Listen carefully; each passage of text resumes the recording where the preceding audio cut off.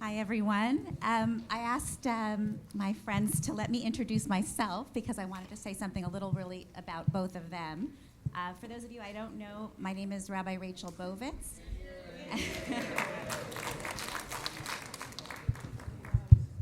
Okay, can you hear me now? Better, perfect.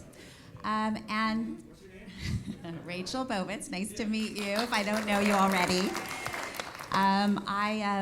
I was ordained in 2001 from the Ziegler School and came fresh as a brand new rabbi to Temple Aliyah and had the pleasure of serving as the assistant rabbi to Rabbi Vogel from 2001 to 2005. And I actually got to come back for a little interim visit in 2013 before I moved to New York in 2014.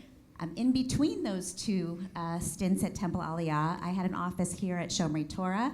And the reason was because Rabbi Richard Camras had wanted to bring the Florence Melton School to the West Valley, to Los Angeles, and was very lovely and invited me to be his partner in doing that. So it's really special for me because I'm sitting next to two of my mentors, my supervisors, and now really dear, dear friends. And so it's really a pleasure that I get to facilitate this conversation with you. I want to say one more thing, which is I was thinking about it. There probably are dozens of rabbis and cantors out all over the world, including in Africa and Uganda, but all over the US as well, who have been mentored by these two amazing rabbis. And I'll speak on behalf of all of them and share a little bit about what you can learn from training under Rabbi Camras and Rabbi Vogel. So first of all, they both are the kind of people that give their interns or their junior rabbis access to learn. I remember very vividly, really brought me into the story when I was really a brand new rabbi and let me learn from first Rabbi Vogel and then Rabbi Camras. Also, they both are the type of people and mentors who let you try new things. Really is such a gift to give their mentees an opportunity to try things out, to fail, sometimes to succeed, and to try new things. And finally, I wanted to say that they really modeled for me what it means to be a good rabbi, and I thought of three attributes that they have in common. One is incredible, incredible dedication. Really willing to give it all, to spend as much time as needed, to be up late at night, to come back from vacations, all kinds of things to serve the community. Secondly, they both are rabbis who have incredible vision, which I think we see here by having HAMAKOM as one community really is largely due to their vision. And finally, the real understanding that being a rabbi is being of service. It's not about the glory. It's not about what people say about you. It's really about being of service to the community. So I just want to thank you both on behalf of myself and many, many students who got to learn from both of you over the years. Thank you, Rabbi Bovitz. So, we didn't even pay her to say that. So I wanted to start out, there are two ways in Hebrew to say I'm here. The first way, when I was a kid in Hebrew school, and we would have Israeli Hebrew school teachers, they would call out your Hebrew name, and you would say po. And if your friend wasn't there, you would say lo po, right? I'm here, I'm not, or that person was not here. But on the high holidays, we really think a lot about the other way to say I'm here, which is Hineni. That's the first question I want to ask you about. I'll talk a little bit about why it's connected to the high holidays. So Hineni doesn't just mean I'm here physically, I'm in the room. It really means I'm here to show up, to do what's necessary, to face my past wrongdoings, to raise our hands and say, I'm ready to change, right? So you can hear the themes of the high holidays very much in the word. Also in the Torah reading we just had this morning, Hineni is used 3 times by Abraham, right? First when he's called, the second time when he responds to Isaac, and that's a very haunting Hineni. And then when the angel comes to stop him, right? All 3 times he says, Hineni, I'm ready to do this. Of course, heard it yesterday, beautiful, and I'm sure we'll hear again today, the beautiful Chazan chanting the Hineni, right? That's her opportunity to say, I'm here on behalf of the community, and I take this role very seriously. And so that's another time that during the high holidays we say Hineni. And I just did a little AI search before the holiday and found out that Hineni, if AI is correct, which sometimes it isn't, I should have run it through Safari, it would have been more accurate, but it says it's 178 times in the Torah, in the Tanakh, not the Torah, the Tanakh, the whole Hebrew Bible. So what I wanted to start with was to ask you, what moments in your own rabbinate were these moments of Hineni, when you felt you had to step up, you had to have a moment of faith, you had to face something new, and really kind of have that energy and that tshuva that we talk about on the high holidays? As you were talking, two things came to mind. One is every Shabbos when I have to get out of bed, that's a Hineni moment. But I know that's not what you're talking about. I had a really wonderful 7 years in Baltimore. We had a really wonderful 7 years in Baltimore. And I think the best part of being an associate rabbi is everybody loves you because you don't have to make any of the hard decisions.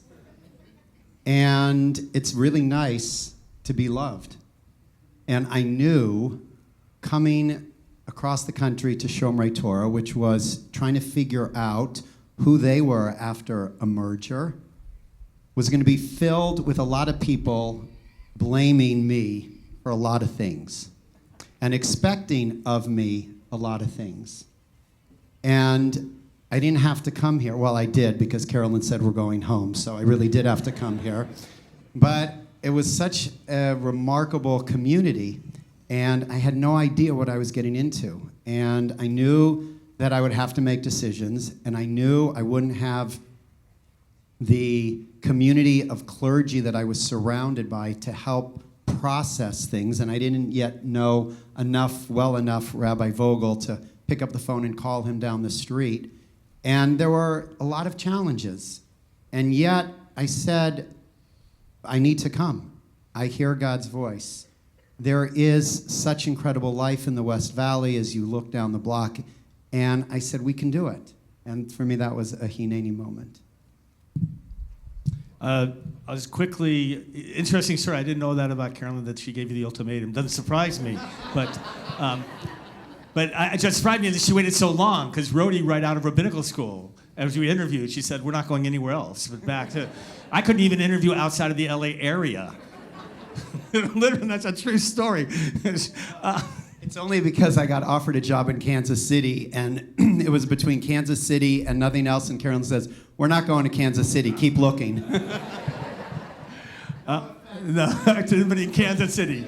If you're watching from Kansas City, he loves Kansas City. I think I would, and I could echo everything about having gone to Aliyah and about the merger feeling like a Hineni moment, but also I think you talk about being a senior rabbi. It's about Hineni. I think often taking responsibility. Right? Like the buck stops with us, and even when we're not involved in things. Right? Even when, no matter what happens, people look to us to be that moral voice of the synagogue, and that's not always easy, is it? And I think that those are the moments when, I don't know about you, that I feel like, Hineni, we have to step up and accept and work, and to work through it, and difficult, not easy moments often. I don't know why, but you just made me think of another Hineni moment when we decided to merge our communities.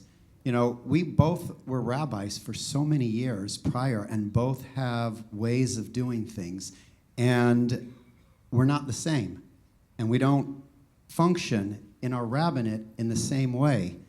And I really think, because you just triggered when you talked about being a senior rabbi, now 2 senior rabbis, and I think the Hineni moment for me in that moment was saying, I don't always have to be the one who makes the decision. And I don't have to be the one to have things my way. I have a partner and a colleague, and we're not always going to see in the same way. But that also has to be, and what has been, a Hineni. Thank you for that. No, thank you. I'm gonna do one more. Like, no, she's got lots of questions, I think. But I said yesterday, you weren't here. I said, you and I have such, different strengths and passions, and that we love working together. And what I said was, together, together we're the perfect rabbi.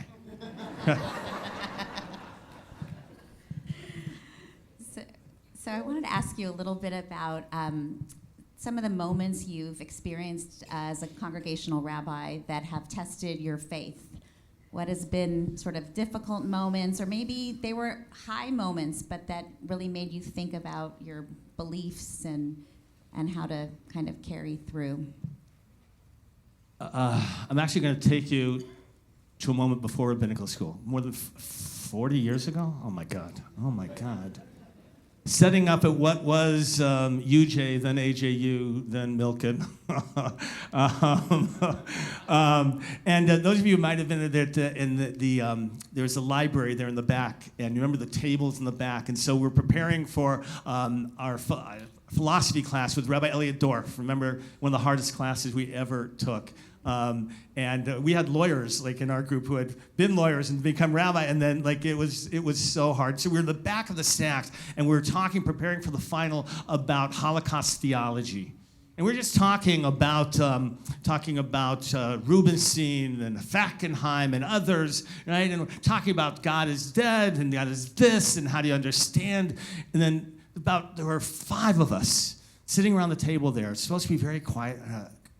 A man walks out who was in the 70s, but at that time he looked ancient to us. And now I realize that's really quite young. And so he walked up the table out of nowhere. He said, "What are you talking about the Holocaust? You were not there. How dare you talk about God? I was there." And then he just walked away.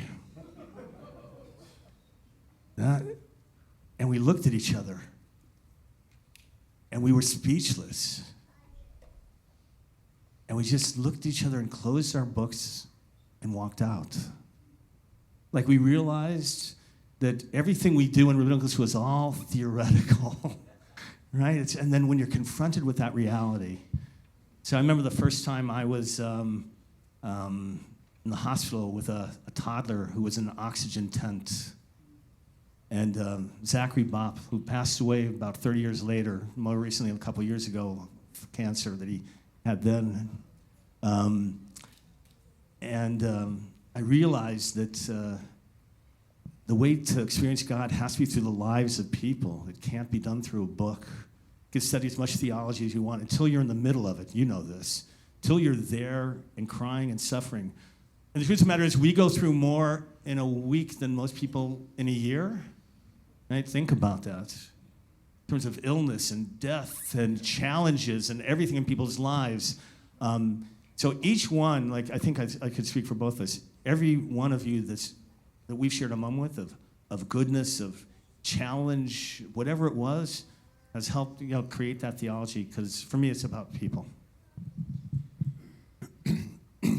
I have a very similar answer. Not a story like your story, but by the way, I also think, one of the things about having a rabbinic family is they go through the same kinds of emotional roller coasters that we go through, because it's very hard to not bring it home with us.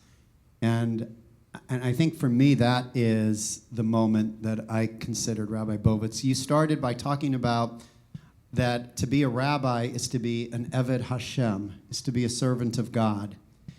What does it mean to be a servant of God? It means that we don't go into the rabbinate for the glory. We don't go into the rabbinate, but to serve community, to serve God. But God is the face of each member of our community. That's where God resides. That's what I think the story that you were just sharing says to me. And I can have a tragic funeral in the morning and a simchadik wedding in the afternoon. And I can't bring my emotions from the funeral to the wedding. And I can't bring the emotions of the wedding into the Shiva house. I have to be present in the way that the family that I am serving in the moment needs me to be. We have to be present in that way. And it's, as we all know, difficult to step out of our own needs, our own place of wanting to be or to feel in order to be able to serve the person who's standing in front of us. And so for me, I think that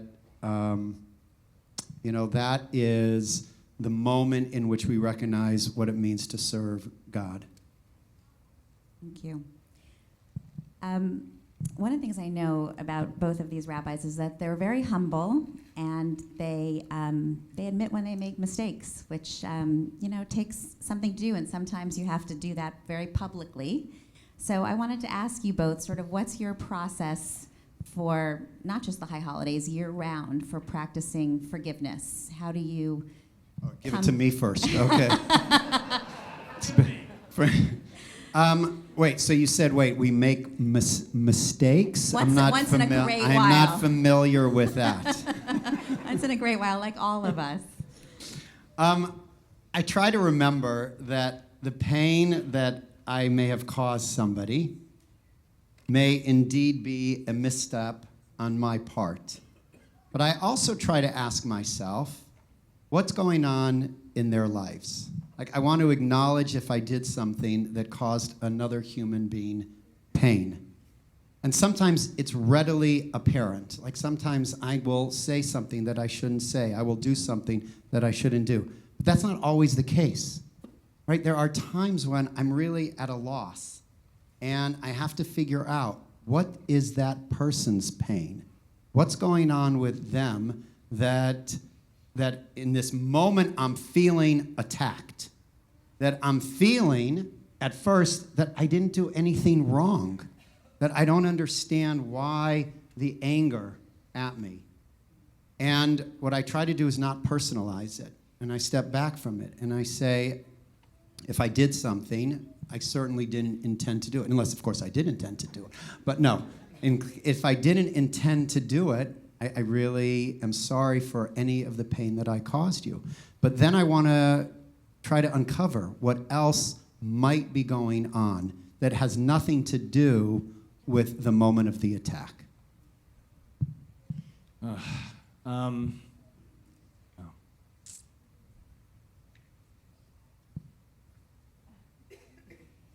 I find myself very personal, no one will know the pain we feel when we disappoint people. No one will know that. We went into this because we wanted to elevate people, to celebrate with them. And I don't know about you, nothing worse than disappointing people. It's a rabbi.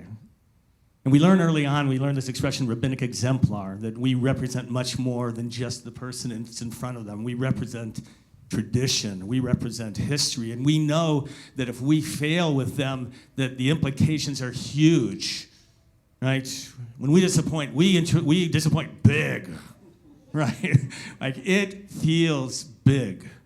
And I don't know about you, I remember early on sleepless nights, a feeling of that disappointment, and then just trying to understand more about where they're coming from, and having that space in our hearts to bring them into our hearts, and to know that we're in a holy journey together, and forgiveness is the greatest gift that God's given us, and that we can carry forth.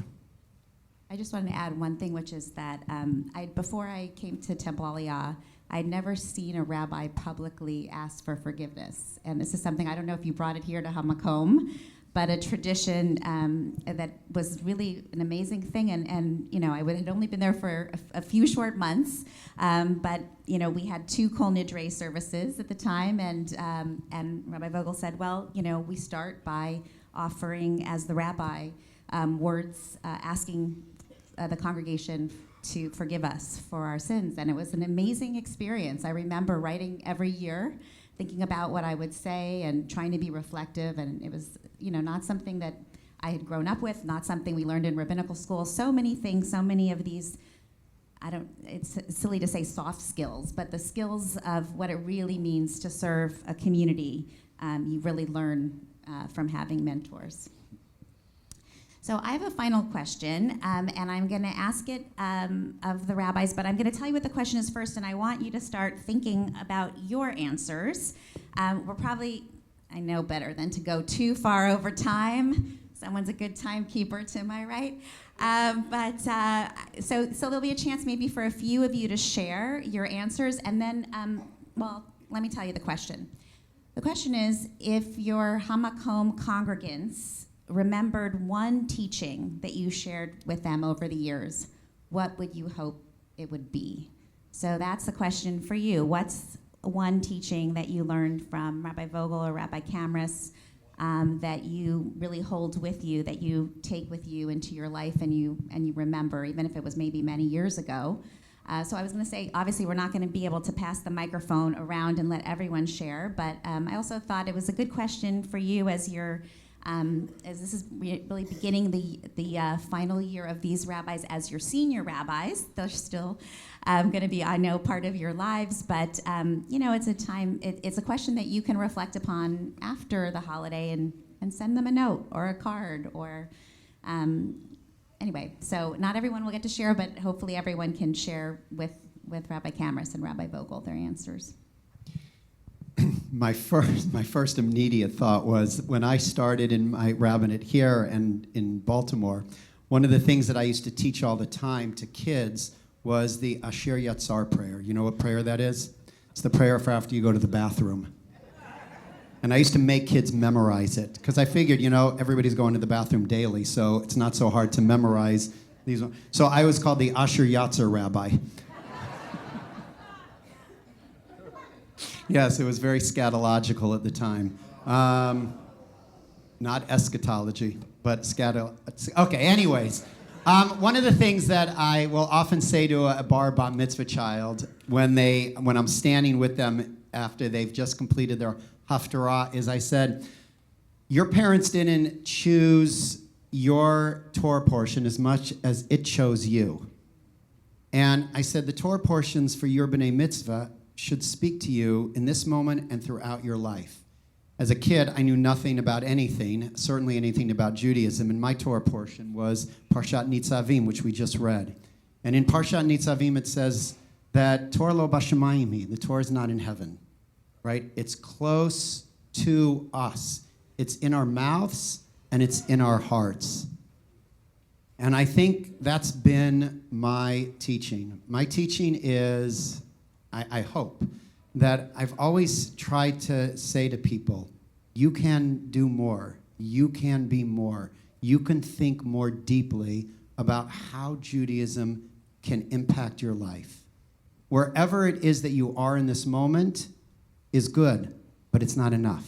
Judaism is a religion that's aspirational. We don't look at the world and say, this is what is. We look at the world and say, this is what it can be. This is what it ought to be. But it requires each one of us. And so I hope that in the 30 plus years that I have served in the rabbinate, I've always helped people to grow, to push, to reimagine their relationship to God, to Torah, and to Jewish community. That's beautiful. I don't know how to follow that. I guess for me, two teachings are tying together maybe. One is dan l'chaf zechut, to judge meritoriously, to assume the best in the other person rather than the worst. Right? That when you look at them, that you look at them with the divinity that God has given us and the sense of forgiveness. And until you know otherwise, until you know for sure otherwise. And then I think Kol Nidre, when we're going to be talking about forgiveness. Some of you may know my favorite teaching in Leviticus, lo tikom v'lo titor, shall not take revenge and shall not bear a grudge. And they'll talk more about it then, but what for me is this about? Like when you're a good person and you think you have to teach somebody a lesson, or you think you have to do it in a way, right, that isn't quite the way that you would normally do things, with an edge. Like, you allowed someone else to change who you are. Right? And so often we encounter challenges in the world, and when we are changed by that, we can take it to the world we're living in right now. Right? If we're going to be changed by the negativity in the world, if we're going to be changed by stupidity, if we're going to be changed by social mores that are taking place, then we lose, and we carry that with us. So we have to let go of that and not let it change us. Beautiful, and there's a common theme really in both of your teachings, which is about taking responsibility for who you are, who you want to become, how you want to treat other people, how you want to respond. So really beautiful. Okay, does anyone want to share? Anyone want to, please? Okay. Seema, yeah, please. Real loud. Maybe stand up, and I'll repeat if people can't hear. My family and I have been a member of Temple Aliyah for many, many years. And Rabbi Vogel has always made the point to respect the Persian community. And we really, really appreciate that. So I wanted to thank him for giving us this special, place and making us feel like everyone. Thank you. That's beautiful. So I just will repeat. As we say, mamnun. Rabbi Vogel really respects has always respected the Persian community, what they uniquely bring. Even learned a little Farsi to be able to feel more personally connected, and that's what Sina shared with us. Thank you. Please. No. Okay. Barry. Oh. About 10 or 11 years ago, I showed my Torah on the High Holy Days. We sat down in our seats, and there were these keychains with midot, character traits on them. The rabbi may remember. And it started my journey of Musar. I studied for 10 years here, and then I studied 6 months to learn how to lead a Musar group, and now I'm teaching for 2 years, and it's all because of what happened on that High Holy Day, and I want to thank you publicly.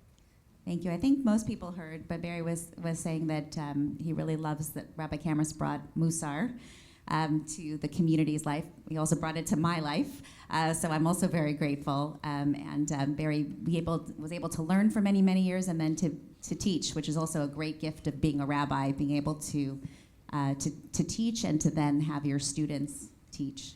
Beautiful. Janetta, yeah.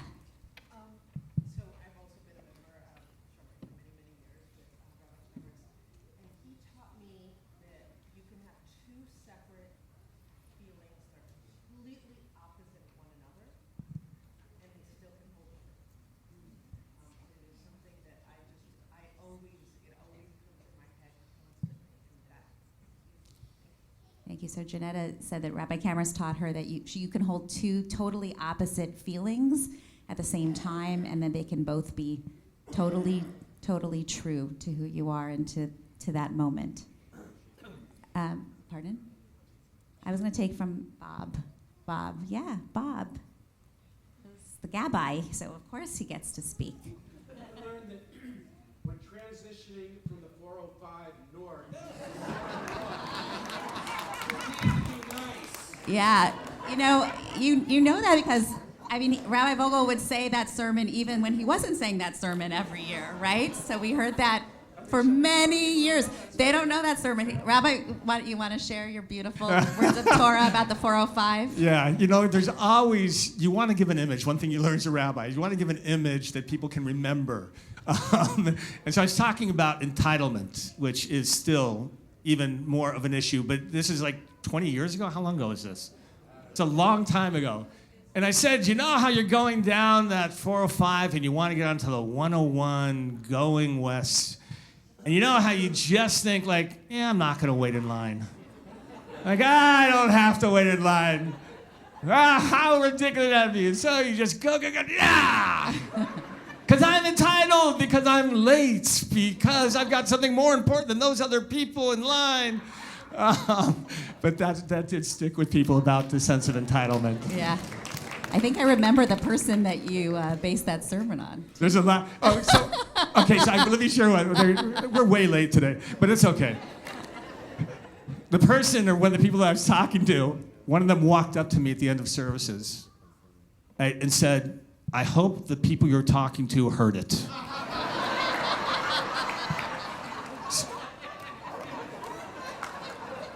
And this is rabbinic, solitude, and you want to go, "I was talking to you!"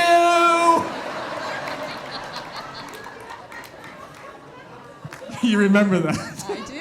I do, very distinctly.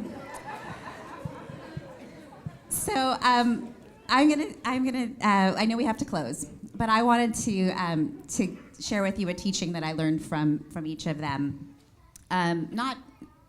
Not words of Torah, but acts of Torah. So first of all, Rabbi Vogel really taught me that generosity and chesed, I'm gonna cry, are the things that you do in private that people don't know. And that was an amazing lesson as a rabbi. You're a very public figure. You're both very public figures. I actually know both of you do this. Really, I learned so much about what it means to be a rabbi when people are in your office behind closed doors, and you can really give them something that is private that no one else will ever know about. So that's what I remember most from Rabbi Vogel. Rabbi Camras and I have been chavrutas for many years now, and I've learned many, many, many things from him. But since I still work in the world of adult Jewish learning, I thought I would share something I learned from him in terms of being a teacher. And those of you who have been his Musar students definitely know this, which is to really be a successful teacher and to really convey what about Judaism is important, or the midot, or how to live a better life or a holier life. You have to be vulnerable, and you have to share with people that you yourself are working on different midot, and to really be able to share openly in a way that, you don't hear people do every day. And I know Rabbi Camras, I've seen him teach many times. I've talked to many of his students.